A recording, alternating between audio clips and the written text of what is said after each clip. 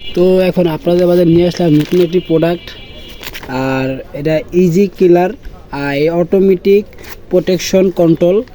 আর আরেকটা হচ্ছে আপনি double high voltage super battery operator, charging available using.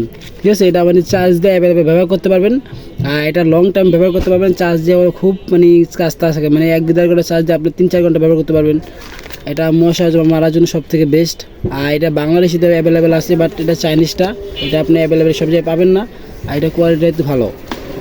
আর এটা হচ্ছে আপনার rated input power AC 220V 50 AG ও 0.7W।